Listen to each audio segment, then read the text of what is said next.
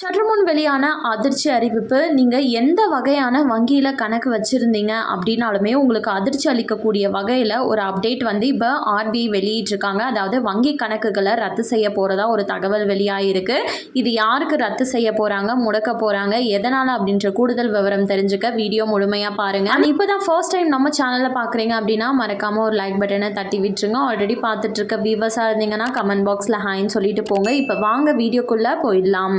நம்ம இந்தியாவில்னு எடுத்துக்கிட்டோன்னா ப்ரைவேட் பேங்க்ஸும் இருக்குது, பப்ளிக் பேங்க்ஸும் இருக்கும். அதாவது State Bank of India, Canara Bank, Axis Bank, இந்த மாதிரியான HDFC நிறைய வகையான வங்கிகள் இருக்குது. அனைத்து வங்கிக்குமே ஆர்பிஐ ஒரு அதிரடி அறிவிப்பை வெளியிட்டிருக்காங்க. ஸோ நீங்கள் இந்த வங்கி எந்த வங்கியாக இருந்தாலுமே அதில் எந்த வகையான பேங்க் அக்கௌண்ட் வச்சுருக்கீங்க அப்படின்னாலுமே இப்போ சொல்லக்கூடிய இந்த அறிவிப்பு பொருந்தும். அதாவது நாடு முழுவதுமே பார்த்தீங்கன்னா இந்த 3 வகையான வங்கி கணக்குகளை இன்று முதல் முடக்கப்படுவதாக ரிசர்வ் வங்கி அறிவித்துள்ளது.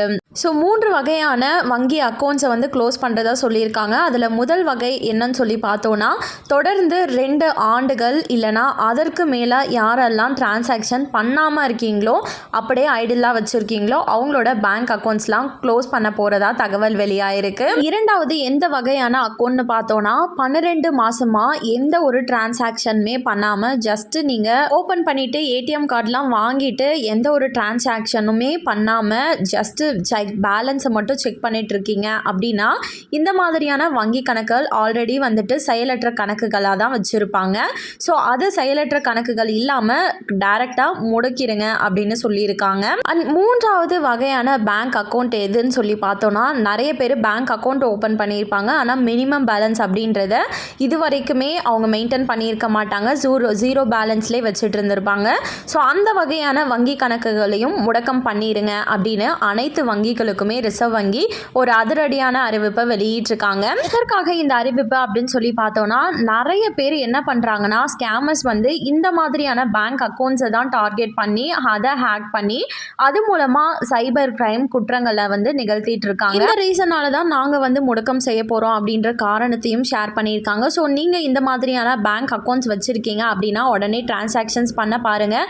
இல்லை எனக்கு கவலை இல்லை, க்ளோஸ் பண்ணிடட்டும் அப்படின்னு நினச்சிங்கனாலும் ஓகே தான். இன்கேஸ் உங்களோட பேங்க் அக்கௌண்ட் வந்து டீஆக்டிவேட் ஆகிட்டுருக்கு, முடக்கம் செஞ்சுட்டாங்க அப்படின்னா அதை நீங்கள் ஆக்டிவேட் பண்ணணும், ரீஆக்டிவேட் அப்படின்னா உங்களுக்கு பக்கத்தில் இருக்க அந்த பேங்க் பிரான்ச்சை விசிட் பண்ணிவிட்டு நீங்கள் வந்துட்டு சொன்னீங்க அப்படின்னா அவங்க வந்து ஆக்டிவேட் பண்ணி கொடுத்துருவாங்க. தேவையான ஆவணங்கள் அப்படின்றது நீங்கள் கட்டாயமாக சமர்ப்பிக்கிற மாதிரி இருக்கும். மக்களே உஷாராக இருங்க.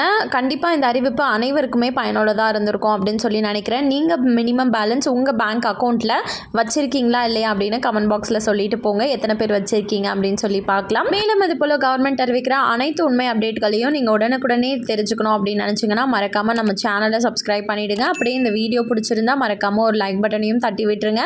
நிறைய பேருக்கு ஷேரும் பண்ணுங்கள். அது மூலமாக அவங்களும் பயன்பெறட்டும். அண்ட் தேங்க்யூ ஃபார் வாட்சிங்.